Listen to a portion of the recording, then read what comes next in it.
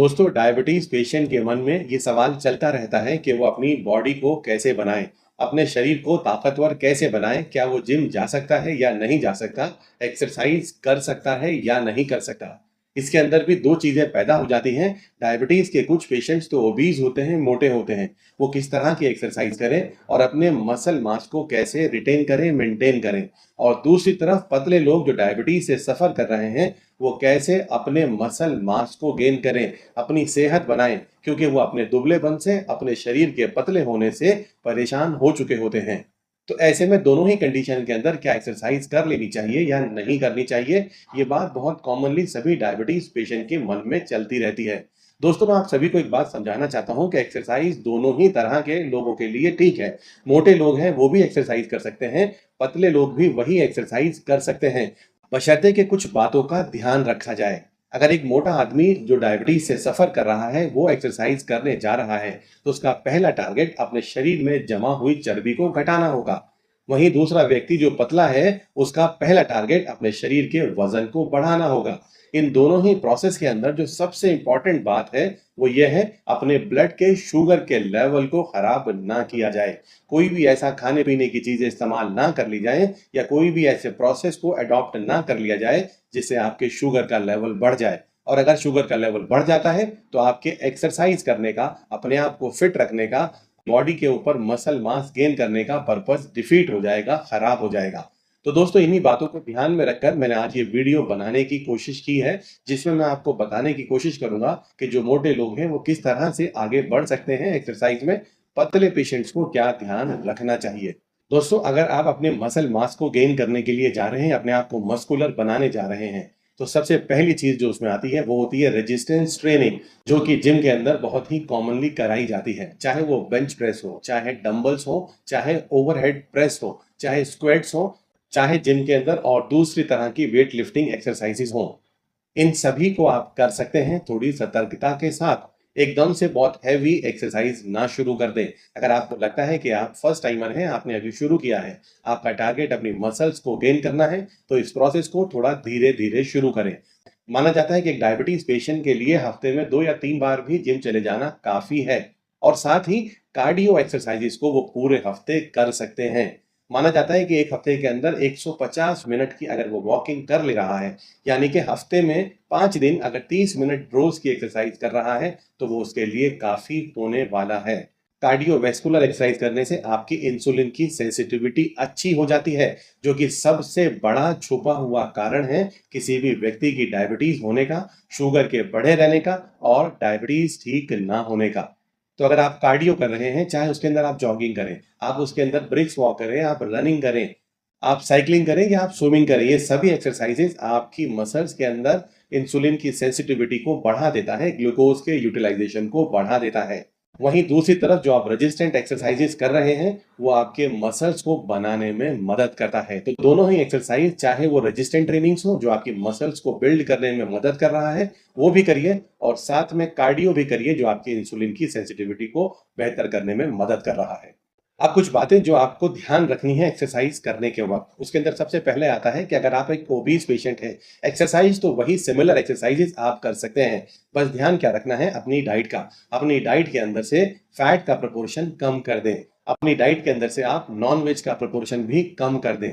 आप अपनी डाइट के अंदर जो बढ़ाएं वो होना चाहिए फाइबर्स और वेजिटेबल्स। इनकी क्वांटिटी आप अपने खाने के अंदर बढ़ा लें, और बाकी जो आइटम है, चाहे प्रोटीन हो चाहे फैट हो, थोड़ी मात्रा में, कम मात्रा में, वो भी रखें। वहीं जब एक पतला डायबिटिक पेशेंट एक्सरसाइज करने जाए, तो उसका मेन टारगेट होता है अपनी मसल मास को ग्रो करना, मसल को बढ़ाना, अपने वेट को बढ़ाना। तो वो अपनी डाइट के अंदर प्रोटीन्स को बढ़ा ले, अपनी डाइट के अंदर हेल्दी फैट को बढ़ा ले, ताकि इन दोनों चीजों से मसल मास बनने में मदद मिल जाएगी। प्रोटीन्स ही वो चीजें हैं जो आपकी मसल्स को बनाने में मदद करती हैं।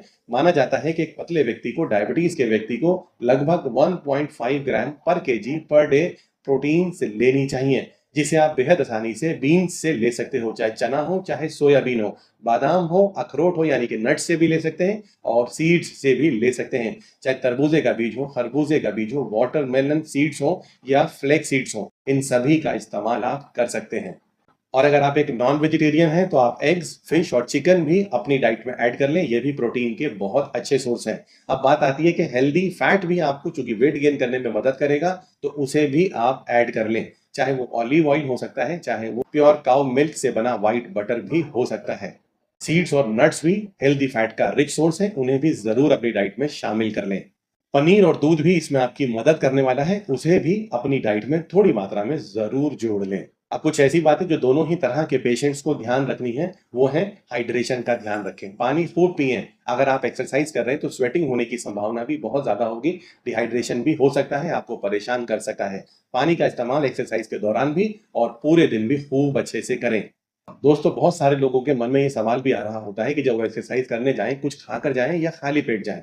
दोस्तों, अगर आपका वजन ज्यादा है, आपकी शुगर बढ़ी हुई चल रही है, तो आप खाली पेट भी एक्सरसाइज करने जा सकते हैं। लेकिन अगर आपका वजन कम है और शुगर का लेवल नॉर्मल चल रहा है, नॉर्मल के आसपास चल रहा है, बहुत ज्यादा नहीं है, तो थोड़े से फल खाकर चला जाना आपके लिए बेहतर होगा। और थोड़े से सीड्स या नट्स, बादाम, अखरोट या कुछ बीज का खाकर चला जाना आपके लिए बेहतर होगा। पर यह individually person to person vary करेगा, हर व्यक्ति के अंदर ये अलग अलग हो सकता है, तो अपने डॉक्टर से सलाह जरूर ले लें। अपनी डायबिटीज के, अपने शुगर के लेवल के अकॉर्डिंग ही डिसीजन लें। और साथ ही जरूरी ये भी हो जाता है कि जाने से पहले अपनी शुगर को चेक जरूर कर लें, और एक्सरसाइज के दौरान भी ग्लूकोमीटर अपने पास रखें। उसके पीछे रीजन क्या है कि आपकी शुगर का लेवल एक्सरसाइज के दौरान कम हो सकता है, जिसे हाइपोग्लाइसीमिया कहते हैं। उसके लक्षणों को पहचानना सीख लें। आपको एकदम से घबराहट होने लगेगी, पसीने छूटने लगेंगे, हाथ पैर कांपने लगेंगे, सांस में थोड़ी सी दिक्कत होने लगेगी। ये हाइपोग्लाइसीमिया की तरफ इशारा कर रहा है। इसका मतलब है कि आपकी शुगर का लेवल 70 मिलीग्राम पर डेसीलीटर से नीचे चला गया है। आपके पास ग्लूकोमीटर होना चाहिए, तुरंत उसे चेक कर लें। और अगर ये ऐसा ही है, 70 से नीचे अगर आपका शुगर का लेवल है, तो आप तुरंत कुछ मीठा जूस, मीठा सिरप आपके पास मौजूद होना चाहिए। शुगर टैबलेट्स आपके पास होनी चाहिए, जिन्हें आप कंज्यूम करके हाइपोग्लाइसीमिया से, घटी हुई शुगर से बाहर आ जाएं। ऐसा अमूमन हमेशा नहीं होता, कभी कभार होता है, पर सावधानी का पता होना, सावधानी रहना, सही जानकारी होना और उस जानकारी के साथ साथ उस समस्या को, उस सिचुएशन को कैसे हैंडल करना है, उसकी जानकारी होना भी बेहद जरूरी है आपके लिए। भले ऐसा आपको साल में एक आधी बार कभी ऐसा हो, बट आपको उसके लिए भी तैयार रहना ही चाहिए। दोस्तों, इतना ही नहीं, इसके साथ साथ आपके लिए ये भी समझना बड़ा जरूरी है कि जो दवाइयां या इंसुलिन के इंजेक्शन आप ले रहे हैं, उन्हें भी अपनी एक्सरसाइज के हिसाब से, अपने ब्लड के शुगर के लेवल के हिसाब से डॉक्टर से बात कर कर एडजस्ट कर लें, कम कर लें। और मकसद भी तो एक्सरसाइज करने का यही था कि आपकी इंसुलिन की सेंसिटिविटी अच्छी हो जाए, आपका शरीर ग्लूकोज को इस्तेमाल करने लगे और धीरे धीरे आपकी इंसुलिन की या आपकी दवाइयों की मात्रा कम हो जाए। इसीलिए तो हम आपको एक्सरसाइज करने की सलाह दे रहे हैं। तो उसका भी ध्यान रखें, दवाइयों को धीरे धीरे घटाना और कम करना भी सीख लें, समझ लें। दोस्तों, डायबिटीज पेशेंट के लिए जो सबसे बड़ी चीज है, अपने शरीर को सुनना शुरू करें। जी हाँ, सुनना शुरू करें। आपका शरीर आपसे कुछ ना कुछ कहता रहता है, उसको सुनना और समझना शुरू करें। आप अगर एक्सरसाइज कर कर थक जा रहे हैं, तो बहुत ज्यादा एक्सरसाइज ना करें, धीरे धीरे अपनी कैपेसिटी को, अपने स्टैमिना को बढ़ाएं। आपका शुगर का लेवल घटना या बढ़ना भी आपसे कुछ कहना चाह रहा है, उसे भी समझना शुरू करें। अपनी नींद को ठीक से लें, उसके बाद ही तो एक्सरसाइज फायदा देगी। तो इन इशारों को, अपने शरीर के मैसेजेस को समझना भी शुरू करें। और दोस्तों, डायबिटीज पेशेंट के लिए सबसे इंपॉर्टेंट होता है फुट केयर। पैरों में अगर चोट लग गई, घाव हो गया, तो वो एकदम से ठीक नहीं होगा। तो जब भी आप एक्सरसाइज करने का, वॉक करने का या कोई भी आप रेजिस्टेंट ट्रेनिंग करने का प्लान बनाएं, बढ़िया से बेहतरीन शूज लेना ना भूलें, जो आपके लिए कंफर्टेबल हो और आपके पैरों को ताकत दें, आपके पैरों में चोट लगने की संभावना को घटा दें, खत्म कर दें। और हाँ, सबसे बड़ी बात, अगर आप भरपूर फायदा लेना चाहते हैं, तो कंसिस्टेंट रहें, लगातार इस प्रोसेस को फॉलो करते रहें। एक्सरसाइज करने में भी कंसिस्टेंट रहें, डाइट को समझने में भी कंसिस्टेंट रहें, वॉक करने में भी कंसिस्टेंट रहें, ब्लड के शुगर के लेवल को रेगुलरली टेस्ट करने में भी कंसिस्टेंट ही रहें। कंसिस्टेंस इज द की, उसका जरूर ध्यान रखें।